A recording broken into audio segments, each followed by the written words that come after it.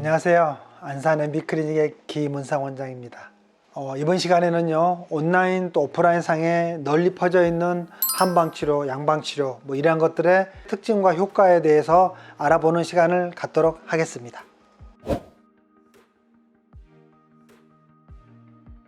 먼저 탈모의 양약치료의 특징을 보게 되면, 탈모약은 먹는 약이 있고 또 바르는 약이 있고 또 뿌리는 약이 있죠.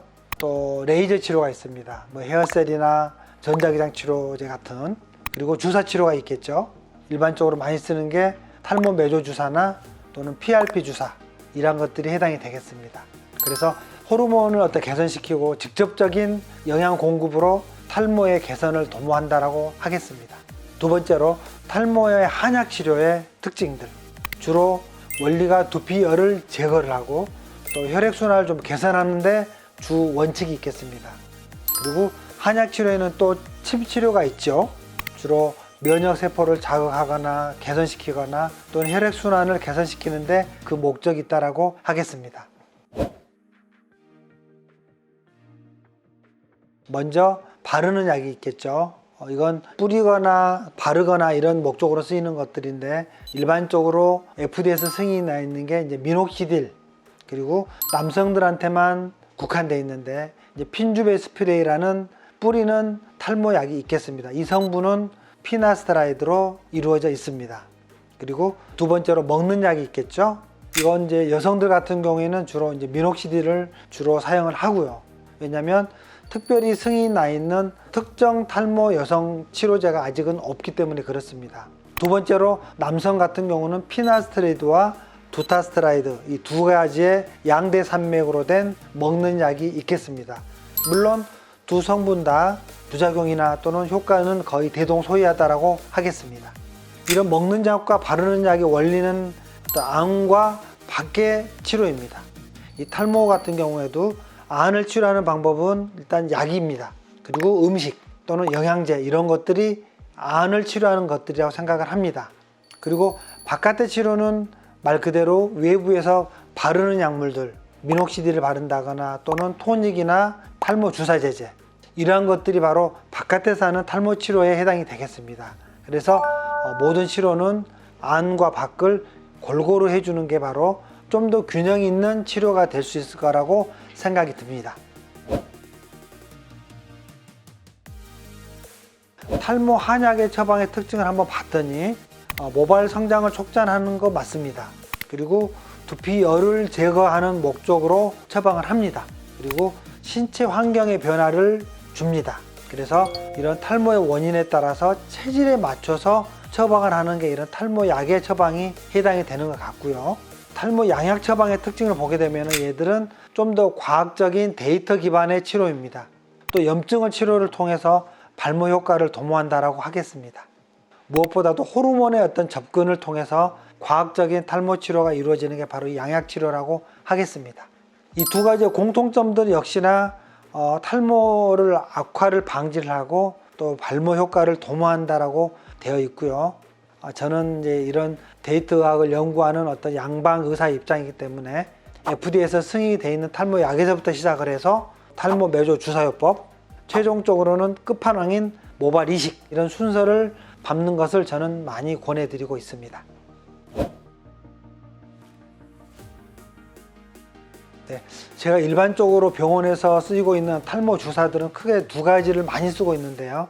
첫 번째로서 메조세라피 주사요법을 보게 되면 환자들한테 이 탈모에 필요한 어떤 모발 성장인자랄지 또는 비타민 B나 C나 이런 것들, 또 영양 공급을 향상하는 어떤 촉진제, 이런 것들로 구성되어서 탈모의 근본 원인을 해결하는 목적으로 이 메조세라피를 진행을 한다고 하겠고요.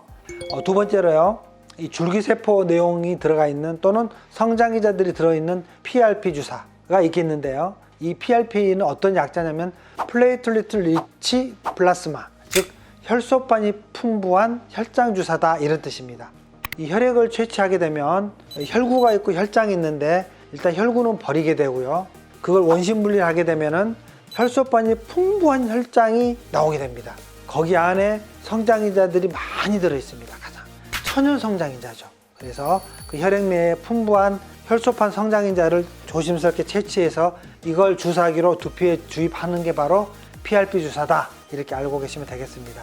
얘는요, 피부 미백, 또 탄력, 또 재생 이런 데 너무너무나 좋은 강화 효과가 있기 때문에 이미 피부에서도 많이 쓰였었고요. 또는 이런 관절, 인대 이런 데 강화시키는 데 목적으로 정형외과에서도 특히 많이 써왔던 게 바로 이 PRP 요법이라고 하겠습니다. PRP 요법과 이 메조세라피 두 가지의 공통점은요, 수술적인 게 아닌 비수술적인 주사적인 요법이다. 그리고 꾸준하게 진행을 했을 때 탈모 개선 효과가 기대가 된다, 이렇게 하시면 되겠습니다. 보통 이 두 가지 메조테라피나 PRP 치료는 저 같은 경우는 같이 쓰기도 하고요, 또는 두 주사 치료를 번갈아 가면서 탈모 치료에 적용했을 때 훨씬 더 좋은 효과를 기대해 볼 수가 있다고 하겠습니다. 일단 말씀을 드리면 샴푸는 샴푸일 뿐입니다. 대체적으로는 예방 목적의 주 목적이 있다라고 생각하시는 게 맞겠고요. 간혹 가다 보면은 탈모 기능성 샴푸다, 또 탈모 증상 완화에 도움이 되는 샴푸다, 뭐 이런 이름들을 보실 수가 있어요. 일단 일반 샴푸보다는 탈모 완화 기능성 성분이 든 샴푸를 쓰는 게 좀 더 낫겠다라는 게 제 의견입니다. 그 성분들 그럼 뭐가 있느냐? 나이아신아마이드, 그리고 살리실릭산, 대표적인 게 덱사판테놀. 대표적으로 저는 이 세 가지를 주로 말씀을 드리는데요. 그러면 첫 번째로 이 니아신아마이드가 뭐냐? 수용성 비타민이고요. 트러블이랄지 또는 여드름, 또 피부 염증, 또 발적 이런 것들을 많이 줄여줄 수 있는 기능이 있기 때문에 진정에 좋은 영향을 주는 것으로 알려져 있는 게 바로 이 니아신아마이드예요. 그리고 두 번째로 살리실산. 대표적으로는 주로 해열 작용이나 또 진통 작용이 아주 뛰어난 게 이 살리실산이에요. 하지만 대표적인 작용이 뭐냐면 각질을 녹여줘요, 각질을.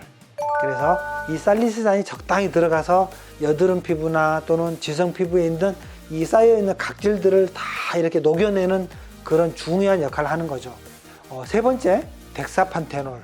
일반적으로 판토텐산 이렇게 이야기하는데 피부 재생과 피부 보호, 또 항염 효과가 아주 뛰어난 성분들이에요. 그래서 뽀송뽀송하게 피부를 재생시켜주고 염증을 잡아주고 보호해주는 성분이 바로 이 덱사판테놀이 되겠습니다.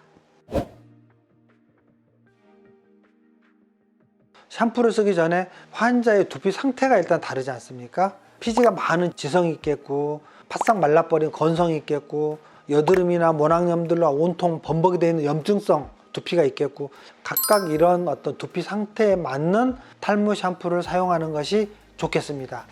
물론 이런 것들은 정확히 병원에 오셔서 두피 진단기를 통해서 내 두피 상태가 어떤 상태인가를 정확하게 확인하신 후에 선택을 하는 게 맞겠고요.